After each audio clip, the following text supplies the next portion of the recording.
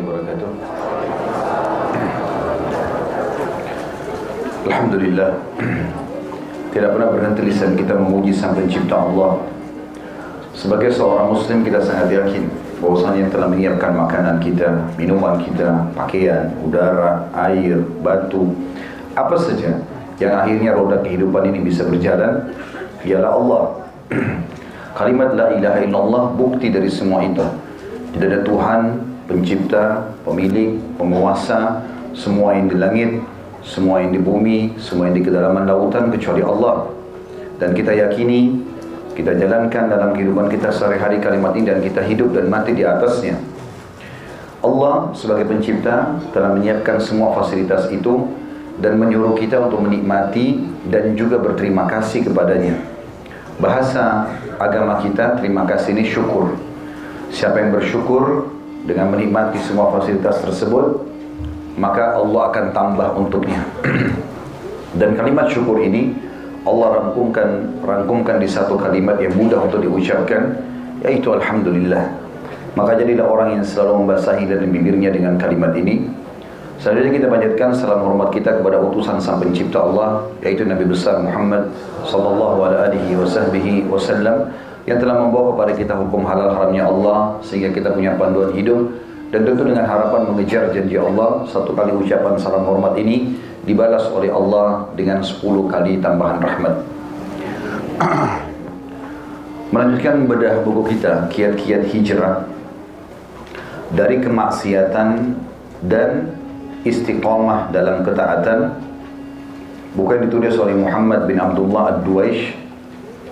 Dan kita sudah sempat membahas pasal atau bab pertamanya. Hanya saja ingin saya titik beratkan kembali bahwasanya ada hal yang luput dari banyak orang, yaitu ibadah kepada Allah Subhanahu wa Ta'ala punya kenikmatan. Jangan pernah berpikir Bapak Ibu sekalian, kalau Anda istiqomah di jalan Allah, mulai tutup aurat, mulai sholat, mulai mengkritik pendapatan mana yang halal dan haram, sehingga Anda hanya fokus kepada halal dan Anda menghindari yang haram, mulai menerapkan syariat Allah Subhanahu wa Ta'ala dalam kehidupan, lalu merasa dirinya akan jauh daripada kenikmatan dunia ini, ataupun mungkin akan hilang darinya sebagian rezeki. Ini semua pemahaman yang keliru. Ibadah punya kenikmatan dan di balik kenikmatan itu Allah juga menjanjikan banyak sekali pahala dan juga rezeki. Tidak akan mungkin salah janji Allah Subhanahu wa Ta'ala. Kalau di antara Anda yang mengatakan, Ustaz, saya sudah coba hijrah menjadi orang yang diberikan dengan agama, tapi banyak proyek yang luput dari saya. Perasaan pekerjaan ini itu saya tidak bisa kerjakan karena banyak syubhat dan haramnya. Maka saya akan menjawab Bapak Ibu sekalian, sebenarnya Allah lah yang menyelamatkan Anda dari semua jenis pekerjaan tersebut. Coba keluar dari tempat-tempat yang memang syubhat atau haram ini, dan Anda fokus mencari sambil meminta petunjuk kepada Allah mana tempat dan pekerjaan yang sesuai yang Allah inginkan. Banyak sekali orang tadinya dari kemaksiatan, kemudian dia minta petunjuk kepada Allah SWT, menceritakan kepada saya pun, ternyata dia akhirnya alihkan ke travel haji dan umroh dari usaha-usaha yang haram, akhirnya bisa mengurus jemaah bolak-balik ke Mekah dan dia merasa tenang, serta digantikan oleh Allah SWT pendapatannya. Berapa banyak orang yang tadinya pendapatannya haram, lalu kemudian dari sisa-sisa uang halal dia buka restoran dan Allah berkahi, dan seterusnya. Allah Subhanahu wa Ta'ala pasti benar dengan janjinya. Allah menjanjikan orang yang beriman dan beramal saleh dalam surah At-Talaq ayat 2. Dan ini di dalam surah At-Talaq, surah nomor 65 ini, 4 ayat berturut-turut janji Allah ada di situ. Bagi orang yang bertakwa atau orang yang patuh dan coba istiqamah di atas agama Allah. Di ayat 2-nya, di akhir ayat 2 Allah mengatakan, A'udzubillahi minasyaitonir rajim, wa may yattaqillaha yaj'al lahu makhraja. Siapa yang bertakwa kepada Allah, makna takwa patuh. Allah halalkan dia nikmati, Allah haramkan dia jauhi. Allah perintahkan dia kerjakan, Allah larang dia jauhi. Maka Allah mengatakan Allah akan berikan kepadanya makhraja. Kalau teman-teman lagi umrah di Mekah atau di Madinah, di hotelnya, coba perhatikan tangga darurat. Kalau kita mau jalan lewat tangga, lift lagi mati misalnya atau terjadi kebakaran, ada tulisan dalam bahasa Arab. Biasanya kalau bahasa Inggris kan exit ya. Bahasa Arabnya itu mim, kha, ra, jim. Bacanya makhraj. Kenapa digunakan kalimat itu? Karena itu tangga darurat untuk menyelamatkan dari kebakaran tadi, gitu kan? Allah menggunakan kalimat ini mengatakan, "Wa may yattaqillaha yaj'al lahu makhraja." Tidak mungkin salah. Allah mengatakan siapapun yang bertakwa pasti Allah akan berikan makhraja, solusi, jalan keluar dari permasalahannya. Kalau kita kerja di sebuah tempat haram, kita tinggalkan, Allah kasih pasti yang pekerjaan halal. Kita meninggalkan perzinahan, Allah akan kasih pasangan yang halal. Apapun yang kita tinggalkan yang buruk, kita akan dialihkan kepada yang baik. Itu janji Allah di At-Talaq ini.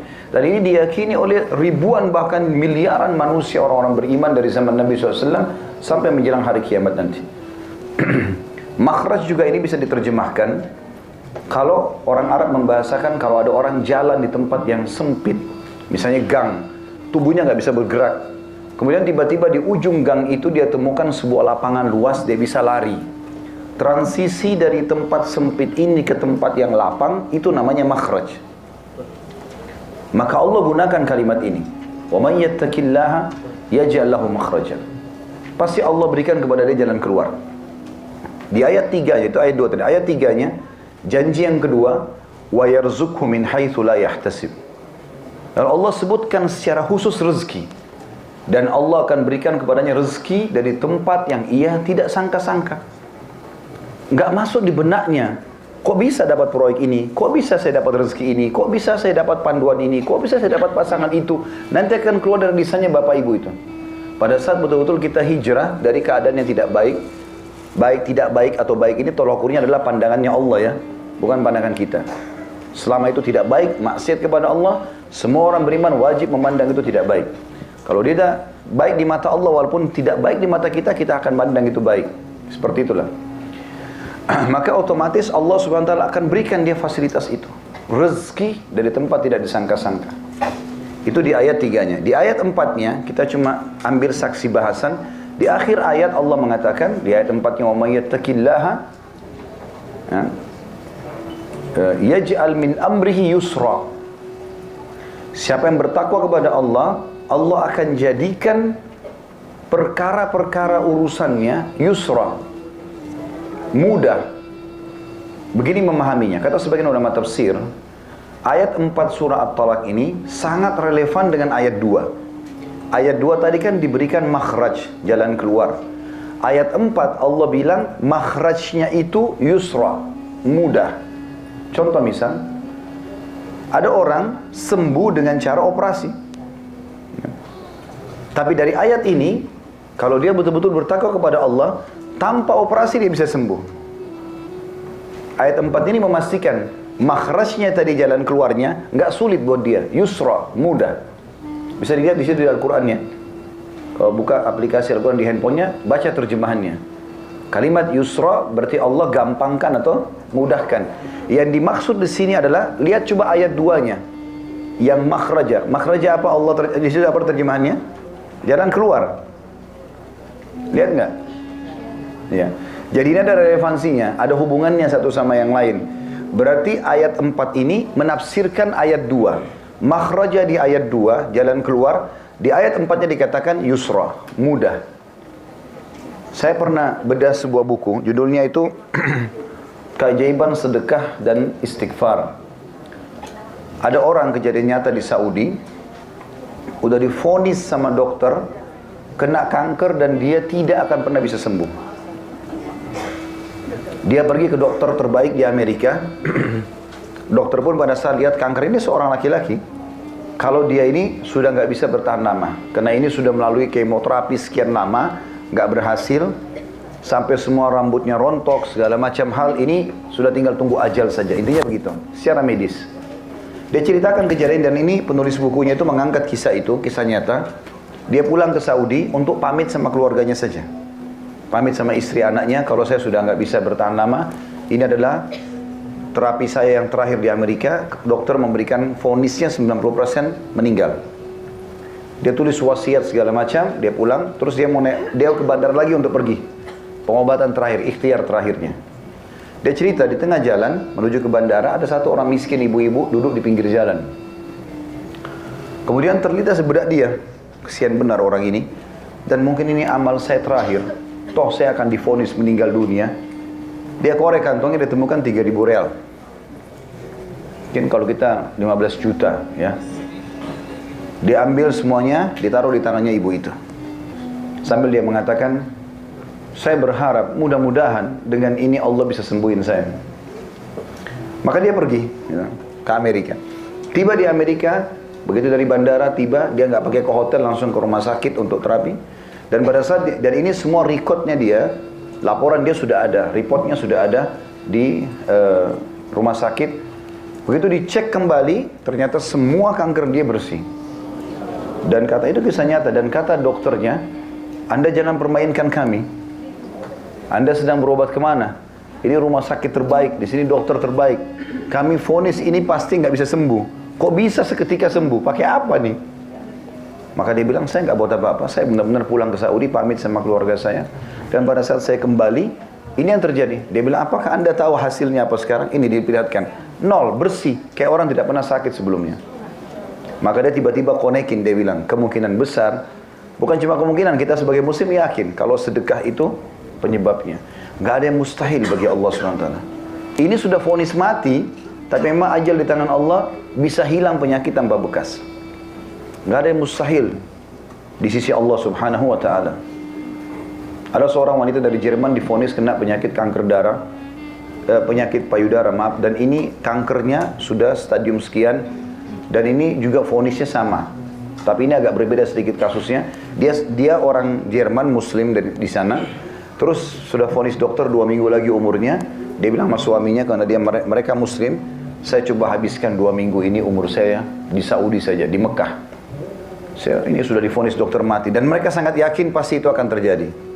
Berangkatlah ke Saudi, 3 hari proses visa dan tiket. Dari 14 hari, 3 hari sudah hilang, tinggal 11 hari. Begitu tiba di Mekah, cuma taruh barang di hotel, tawaf, umrah. Setelah itu, perempuan ini duduk di situ. Nangis-nangis di depan Ka'bah, mohon pengampunan kepada Allah SWT. Dia nggak minta sembuh. Dia begitu yakin kalau dia akan meninggal dunia. Sekarang coba mohon ampun saya kepada Allah nih. Berjalan 3 hari, jadi dari 11 hari itu saya sudah 3 hari waktu lewat di Mekah.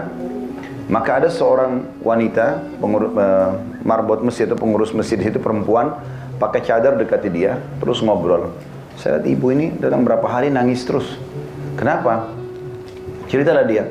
Saya ada penyakit gini dan sekarang. Terus perempuan itu masih muda, masih belasan tahun, terus senyum lalu dia mengatakan, kenapa Anda begitu yakin dengan vonisan dokter? Sekarang Anda sudah berada di bidang tanah paling baik di muka bumi. Ini rumahnya Allah. Dan di sini ada air Zam-Zam yang Nabi SAW bilang Zam-Zam liman syuribalah.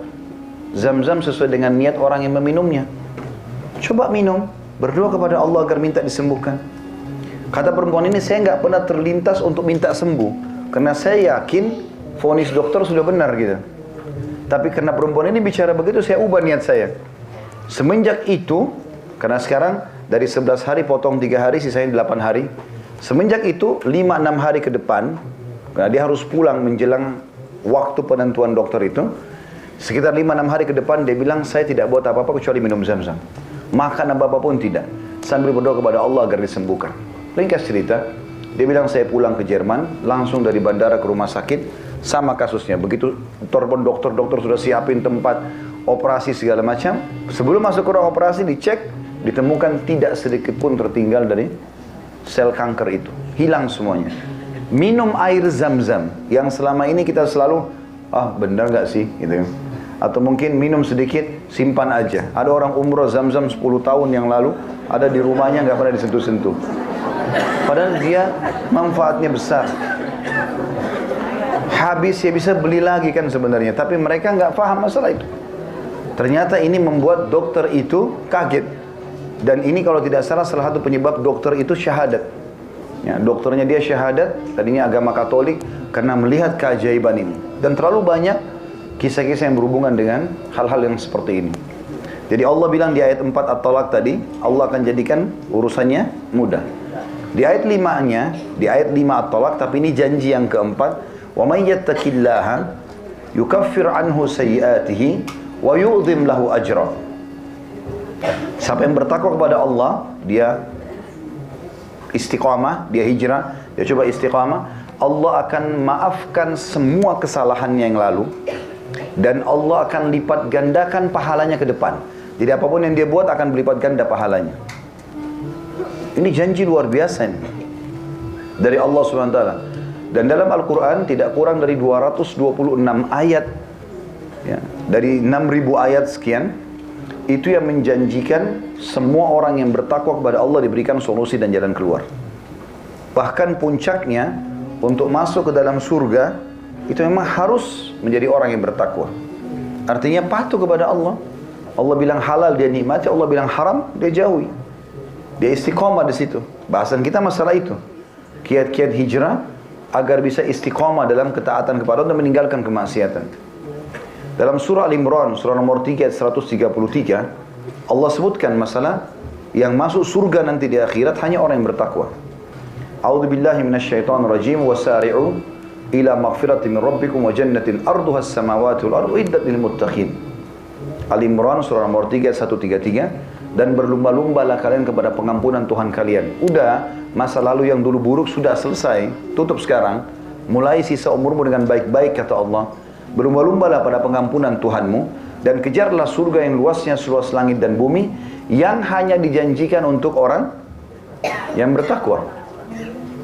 Berarti hanya dikasih untuk orang-orang yang bertakwa di sini. Jadi Bapak Ibu harus hapus dari benaknya, dari kamus pikirannya, bahwasanya orang kalau jadi orang baik berarti dia akan susah hidupnya, ya, dia akan dibenci orang, atau dia akan tidak dapat rezeki, tidak dapat pekerjaan. Enggak, itu enggak benar semua. Karena janji Allah pasti benar. Dan sebagai seorang muslim kita enggak boleh ragu. Makanya pernah ada sahabat datang ke masjid menemui Nabi SAW, lalu dia berkata begini, ya Rasulullah, kakak saya sakit perutnya. Kata Nabi SAW, berikan dia madu. Banyak si adik pulang ke rumah kasih makan madu kakaknya, dia balik lagi, ya Rasulullah belum sembuh. Dia ingin segera sembuh. Rupanya dikasih madu, kakaknya masih menjerit-jerit kesakitan. Apa jawaban Nabi SAW? Sesungguhnya Allah pasti benar dan perut kakakmu yang bohong. Apa maknanya? Gak mungkin Allah salah. Allah menjanjikan dalam surah Ad-Dahl, ya, surah tentang lebah, itu Allah sebutkan bahwasanya dari perut lebah itu keluar minuman, madu itu, yang akan jadi obat bagi manusia. Dan Nabi SAW mengatakan kesembuhan pasti, tidak ada keraguan dalam tiga hal. Yang pertama konsumsi madu, yang kedua bekam, mengeluarkan darah kotor dari tubuh, yang ketiga kain, menggunakan besi panas di tempat yang sakit, dikagetin lalu diangkat. Tapi Nabi bilang cuma saya melarang umatku menggunakan kain. Riwayat lain, jadikan dia pengobatan terakhir kalian. Tapi madu di sini sama bekam disebutkan. Yang kita ingin titik beratkan bagaimana Nabi SAW menanamkan keyakinan ke diri sahabat ini. Kalau belum sembuh sabar, ada prosesnya. Jangan langsung kau vonis, oh berarti madu nggak sembuhin. Loh kok bisa? Bagaimana bisa? Dan kita juga kalau sedang berobat, kita harus pahami dalam syariat kita bahwasanya orang berobat itu diikuti dengan keyakinan. Saya pernah temuin seorang dokter atau sugestinya ya, dari Dammam di Saudi datang ke Indonesia. Dia ngobrol-ngobrol, dia ingin buka rumah sakit yang besar, dan rumah sakit ini maksud dia, ayo kita gratisin orang, apalah segala kita sosial. Sambil kami ngobrol-ngobrol, sampailah kepada pengobatan. Dia bilang sebenarnya di dalam tubuh manusia itu sudah ada sistem antibodi yang sangat kuat. Kalau dokter faham, dia cuma tunggangi antibodi itu supaya bisa melawan penyakit. Dan itu yang paling kuat bukan konsumsi obat, tapi motivasi, gitu kan? Dia bilang sama pasiennya, Anda pasti sembuh. Yakin begini dan begitu, misalnya. Itu lebih kuat daripada minum obatnya sendiri. Karena dia akan berbesar hati untuk bisa semangat hidup lagi, seperti itulah. Dia bilang pernah kejadian, ada orang datang kepada saya di rumah sakit dia di Dammam. Dia bawa resep dokter dengan nama-nama dokter yang pernah dia berobat. Rupanya kata dokter ini yang sedang bicara sama saya lihat obat-obatnya bagus semua. Juga dokter-dokter yang sebut namanya dokter spesialis semua. Udah cukup gitu loh. Bahkan itu mungkin lebih pintar daripada saya. Cuma orang ini kayak penuh dengan was-was dalam dirinya. Dia bilang, apa yang Anda mau? Dia bilang, saya mau sembuh dok. Baik, kata dia. Dia cerita sama saya sendiri ya. Dia bilang, saya masuk ke dalam, saya ambil suntik yang baru, saya isi dengan air putih biasa. Lalu kemudian saya keluar, saya bilang, saya akan suntik Anda. Kalau tidak sembuh dengan suntikan ini, Anda tidak akan sembuh selamanya. Dia bilang, saya suntik dia. 2 hari kemudian dia telepon saya, dok saya sudah sembuh. Ternyata ada was-was saja ini permasalahannya. Jadi sebenarnya kuasa Allah subhanahu wa ta'ala, Allah bisa melakukan apa saja, ya, dan itu tidak perlu diragukan. Dan Allah membukakan banyak sekali pintu-pintu kebaikan bagi orang yang bertakwa. Saran saya saja, Bapak Ibu tonton ceramah kami di YouTube, judulnya Indahnya Menjadi Seorang Mukmin. Saya kalau salah sebutkan itu ada 17 manfaat menjadi orang-orang yang istiqamah ataupun jadi orang baik. Kata penulis, karena itulah periksalah diri Anda wahai saudaraku yang mulia, dan lihatlah keadaan Anda dan hubungannya dengan perbuatan maksiat terhadap Allah Subhanahu wa taala. Apakah Anda termasuk orang yang bergembira dengan kemaksiatan, mencarinya dan berusaha mendapatkannya? Waspadalah, jangan sampai kelezatan syahwat melalaikan Anda dari pahitnya dosa, dan jangan sampai api hawa nafsu membakar atom keimanan dan kesolehan dalam hati Anda. Yang pertama Allah angkat dari hati seorang hamba yang melakukan kemaksiatan adalah kenikmatan ibadah itu. Begini maksudnya. Kalau teman-teman hadir di sini bilang sama saya, Ustaz, saya kalau sholat susah sekali khusyuk, sering menghayal. Saya kalau mau zikir malas rasanya, baca Quran malas. Setiap kalau mau buat pahala, sholat malam lah dan saya malas, kayaknya sulit. Tapi kalau buat maksiat itu mudah. Apa yang sedang terjadi? Anda memang sedang diangkat sedang Allah angkat nikmat, ya, kenikmatan ibadah itu karena maksiat yang dibuka. Itu yang paling pertama Allah angkat. Jadi Allah nggak langsung butain matanya orang bermaksiat. Allah misalnya patahin kakinya, bisa saja Allah lakukan.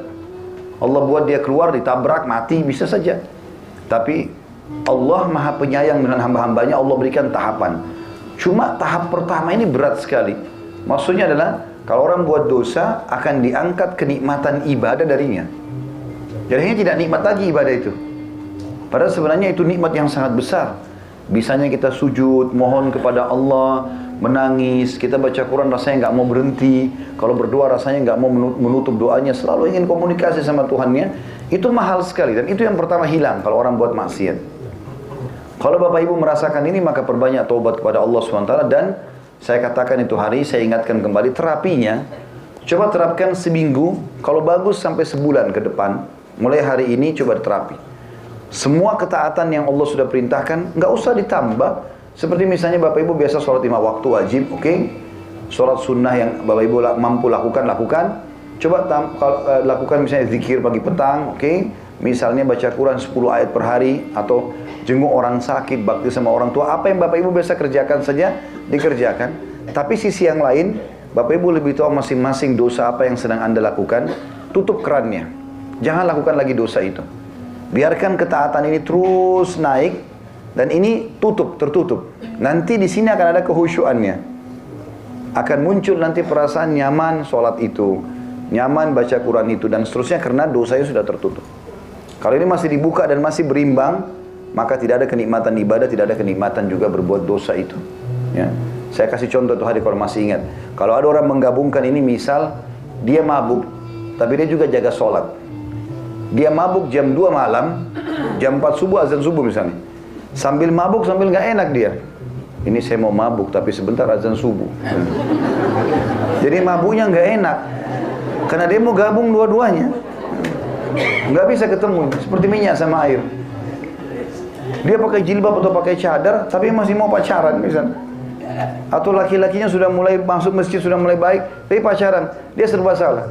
Mau gandengan nggak enak, mau jalan sama-sama nggak enak, ketakutan sana sini. Karena dia mau gabungin keduanya, nggak bisa ketemu ini. Bapak Ibu harus menjadi orang baik sekalian, supaya rasakan kenikmatannya ibadah itu. Atau jadi orang buruk sekalian, tapi ini bahaya, ujungnya neraka. Jangan berada di tengah-tengah. Karena banyak orang begitu. Ya apalah istilahnya, abu-abu atau ya. Tapi yang jelas teman-teman, kalau Anda masih membuka ini dan membuka ini, hilang kenikmatan dua-duanya. Kenikmatan ibadahnya nggak ada, kenikmatan dosanya juga nggak ada. Gitu. Memang harus ditutup salah satunya. Kalau orang dia tidak mau ibadah sama sekali, pemabuk nggak mau ibadah, nggak pikirin sholat, nggak pikirin apa, dia mabuk sampai jatuh di pinggir jalan, dia nggak peduli kan? Karena dia nikmati dosanya, tapi ini bahaya ke neraka. Atau orang dasarnya nikmati ibadahnya, dia tutup pintu maksiatnya. Kalau Bapak Ibu kerjakan ini, terus ibadah yang rutin saja, yang wajib-wajib misalnya, dosanya ditutup, nanti akan naik terus rate-nya, dosanya turun. Nanti lama-lama makin kental terasa keimanan itu. Sampai pada tingkat Bapak Ibu bisa jijik dengan dosa itu. Kok kenapa orang itu begitu ya? Kok kenapa dulu saya buat ya? Begitu nanti. Saya tanya sendiri beberapa jemaah saya yang sudah coba terapkan ini. Bagaimana perasaannya, akhi? Oh, saya bertanya-tanya, Ustaz, kenapa dulu saya buat itu ya? Kemana uang saya keluarin dulu begini dan begitu? Itu dulu ada kisahnya. Para sahabat begitu, seperti Ikrimah bin Abi Jahal radhiyallahu anhu. Ini dulu sama ayahnya Abu Jahal suka sekali perangi Islam. Abu Jahal Fir'aunnya umat ini, meninggal dalam keadaan kafir. Anaknya ini Ikrimah selalu ikut ayahnya. Pokoknya kalau mau nyerang Islam, nyumbang duit, dia nyumbang duit, nyumbang pasukan-pasukan, senjata perang, segala macam hal. Terakhir pembebasan kota Mekah, dia masuk Islam. Setelah dia masuk Islam, Allah tanamkan iman dalam hatinya, maka dia melihat Al-Quran sambil dia baca, dia faham. Maka dia mengatakan, inilah perkataan Tuhanku yang aku lalaikan selama ini. Sambil dia nangis gitu. Lalu dia mengatakan, ya Rasulullah, sebagai bukti keimanan saya dan pembersihan terhadap kesalahan saya yang lalu, maksudnya supaya jangan ada bekasnya, maka saya akan berinfak di jalan Allah sebesar dulu saya infak untuk memerangi agama Allah ini. Maka dia menebus kesalahannya dulu dengan membayar infaknya. Misal dulu dia sering, naudzubillah, mudah-mudahan sih tidak, tapi ada orang sering traktir temannya di diskotik, perzinahan, hotel dia yang bayarin segala macam. Sekarang bentuk taubatnya dia harus bersihkan itu. Kira-kira supaya dia bisa rasakan kenikmatan imannya. Kira-kira dulu saya biasa bayarin orang berapa sih? Sedekahin sejumlah itu walaupun dicicil. Dengan niat membersihkan itu. Insya Allah akan hilang. Karena selama bekas ada, maka kita akan terus mengingat. Kenapa teman-teman ada yang pernah berbuat dosa, setahun kemudian terjerumus lagi? Karena dia nggak bersihkan bekasnya. Bekasnya masih ada. Sehingga bisa dipicu oleh syaitan. Salah satu ciri teman-teman tobat kita diterima oleh Allah SWT, kata sebagian ulama, adalah kita lupanya terhadap dosa itu. Misal contoh, orang pernah tonton, naudzubillah, film porno yang tidak benar, kemudian dia tonton. Terus dia tobat sekarang. Kalau kapan dia satu waktu ada pemicu untuk nonton lagi, kemudian dia lupa, dia tidak tahu ini cuplikan apa. Itu berarti dulu tobatnya sudah diterima, karena dia sudah lupakan, bekasnya pun hilang. Seperti itulah. Ini harus dilakukan. Mirip juga ini contoh yang lain ya, kalau kita mau minta maaf sama orang. Minta maaf sama orang teman-teman, tidak bisa dengan ucapan maaf saja. Coba hilangkan sesuatu pemicu yang membuat dia masih dendam sama kita. Contoh, kita pegang seember air, niatnya mau dibuang air itu ya. Kita mau buang di depan rumah kita, lewat seseorang, kita tidak niat melempar air ke dia, tapi lewat, terus kita siram, kena dia. Apa yang harus kita lakukan? Minta maaf. Cukup sampai situ? Bajunya basah, masalahnya. Kalau kita cuma bilang, maafin saya ya, nggak cukup. Coba tawarin lebih jauh daripada itu. Ada bekas loh. Bajunya basah, saya gantiin baju lain ya. Kalau dia betul-betul sudah mengatakan, udah nggak apa-apa, saya sudah maafin, clear. Nggak ada masalah. Kita nggak akan ada beban itu. Contoh saja.